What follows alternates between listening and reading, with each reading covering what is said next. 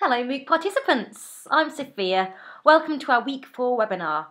So over the next 10 minutes or so, we're going to explore a range of assessment for learning strategies which we could use to track student understanding, progression and achievement before, during and after blended learning takes place. But first, what exactly is assessment for learning? And more specifically, what is assessment for learning as opposed to assessment of learning? Well, to demonstrate this, here's a cartoon based on the idea of a teacher being a pilot, and what might happen if the teacher didn't assess often enough and waited to assess only after the plane has landed. If a pilot isn't constantly checking the speed and direction, amongst other things, then he might veer off course. As teachers, we should be using student progress to measure the effectiveness of our teaching, the direction and the pace we take. There's another analogy. If the cook tastes the soup, that's formative assessment.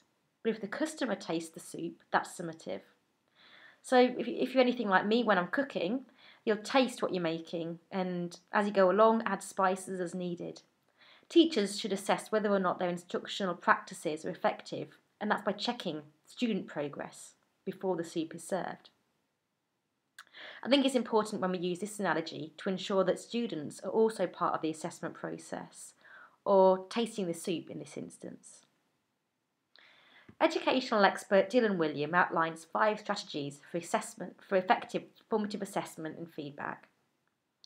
First of all, students need to be aware of the learning intentions, so share these with your class. We need to know where students are beforehand and give concrete, measurable feedback that moves the learning forward.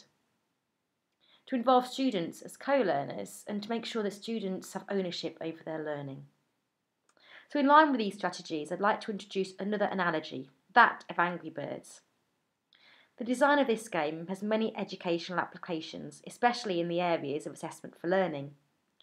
The game provides clear directions for play. The user doesn't have to guess how to play or even about the outcome. This is something that can be neglected in teaching and learning, clear direction and outcomes. In Angry Birds, mastery is the goal, but the learning is self-paced and there is no one right way to succeed. The fact that the user can create multiple paths for success should offer some insight into how we design educational environments. Because we're discussing assessment for learning, I'm going to apply Dylan Williams' principles to the game. So the first point we mentioned was that we need to share our learning intentions with students. Angry Birds does this by providing a clear picture for what needs to be accomplished. And at any point, the player can zoom out and refer back to this view. When we've spoken to teachers about sharing learning intentions with students, they're constantly giving us these tips. So first of all, make sure that if you plan lessons, these are shared with your students.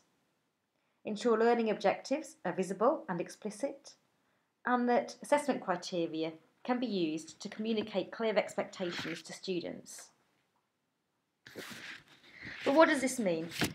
I'm going to demonstrate some examples on its learning, but these can quite easily be applied to any learning platform or digital space or even offline application.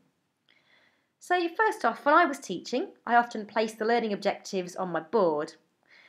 In a digital environment, we have the ability to clearly share our learning goals with our students. Here in the X Learning platform, the teacher can also easily share the lesson plan outlining learning goals and standards with students and which parents can access too. Just as Angry Birds clearly defines the expectations for each level, assessment criteria can help students to know exactly what is expected of them. So we use assessment criteria quite a lot, for example, I remember using it in coursework, but perhaps we should get into the habit of communicating this with more learning activities. So now that we've clearly shared the learning intentions with students, the second strategy for assessment for learning is knowing where the students are beforehand. Why is this important? Have you ever been out driving and you've ended up getting really lost and you've had to stop and ask for directions? Understanding where you are is key when trying to get to your destination. So in this picture, Angry Birds provides a clear snapshot of progression. Understanding students' ability beforehand is key in knowing where they are able to go. Here's what teachers have said to us, some of the tips that they've used. So obviously pre-tests is one of the best ways to assess student knowledge prior to beginning a unit.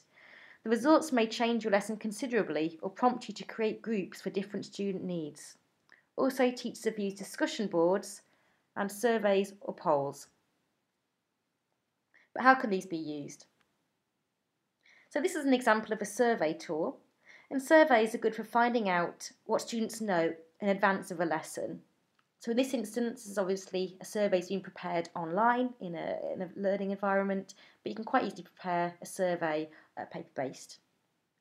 Sometimes surveys are also a good tool to gather opinion on a subject for further discussion in class, or to group students according to interest. Surveys can aggregate student responses for the teacher, which can be shared not only in the group, but responses can also be anonymous if desired. Other teachers might use discussion boards to capture interest or gauge what a student knows beforehand. Discussion boards are great because they don't have to be in real time, and students may need time to reflect and contribute after class. Let's now move on to strategy 3, feedback that moves the learning forward. Of all my Angry Birds comparisons today, I think this one's probably the most important. The game does an amazing job of showing your progress. This dotted line shows you the pathway for success or failure. If you've played the game, you know it's key to adjust your trajectory based on your performance and what you're trying to accomplish. So specifically, how can online learning or e-learning allow us to give better feedback that moves the learning forward in a blended learning class? Here are some more ideas. So actionable feedback, retakes and peer assessments, and use of assessment criteria. I think that when we talk about feedback, we often think about feedback that is provided by teachers, but by allowing students to share, they can learn from each other. Asking students to explain how to solve a maths problem or how they solved a maths problem might help other students better understand their own errors. In this example here, I've used a discussion forum so students can verbalise their thought process and reflect on the thoughts and work of others. Also, the teacher, in collaboration with students, can build assessment criteria for work which are tied to learning objectives. This assessment criteria or rubric system allows teachers to provide feedback to the students and even allows students to retake the assignment until they've mastered it. But obviously having, for example, a platform that allows teachers to give feedback doesn't always necessarily mean that it's going to be effective.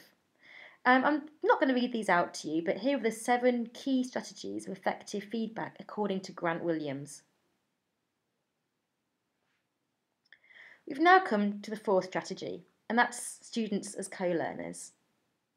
As educators, you probably know that we learn best when we are required to teach the content. If you search YouTube for Angry Birds, you'll find loads of videos on how to master different levels.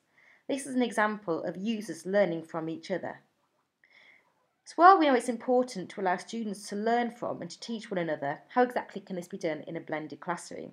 Here are some suggestions. Group projects and assignments and communities can be established. Also discussion boards and conferences, and permissions to create content, not just consume it. So as I mentioned, we all learn by doing. By allowing students to be the creators or constructors of the content, they build their understanding in a more meaningful way. Project-based learning allows students to meet learning objectives throughout the course of a project. So here in this example, you can see students collaborating together on a project. Not only are they asked to learn about the world around them, but they also must create digital content. So in this instance, they've got to upload a picture, a photo, an image, a web link, or a video to show proof of learning. Student-led communities are another way that students can all learn together. This is a Spanish club, and is co-led by students and the Spanish assistant. Notice that they are able to contribute content and thus building leadership skills. Discussion boards and video conferences also allow students to verbalise their thought process and work through misunderstanding with peers. If they can't grasp a concept, they can work through it together to master it. So now we're on to our fifth and final assessment for learning strategy, students owning their learning. It's critical that we ask students to take ownership of their learning. In Angry Birds, users compete for points. Players may retry a level 5 times to improve their score. Therefore, player is taking ownership of his or her learning progression through Angry Birds. When we asked teachers what could contribute to students owning their learning, this is what they said. So, to own their learning, it's great when you can give students a choice in showing their understanding. Students also have ownership over blogs or e-portfolios and create that personal attachment. And also being able to view their feedback and grades through a gradebook so students can be reflective about their progress. Let's take that first one. Students enjoy being able to choose how they show understanding of a topic. This caters for different learning styles and contributes to students taking that ownership.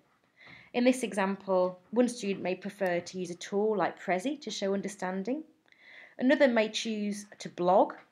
A third may want to develop a comic strip. And there are many online and digital resources which can enable this type of choice. Here is another example of choice. Electricity, tic-tac-toe. This allows students to select the way in which they want to respond, whether it's drawing a picture, using a dictionary or creating a poem. This is a screen grab. It should normally have 9 squares here. And students need to complete 3 of these activities in a row to show the understanding of the topic and to show that this unit's been mastered. So, in conclusion, let's remember to use assessment as a grade so we don't let our students miss the target. Thanks for listening. Now feel free to click onto the left-hand side folder, click onto the Assessment for Learning discussion forum, and let's contribute our ideas of how we intend to use assessment for learning in our blended classrooms. Thanks for listening.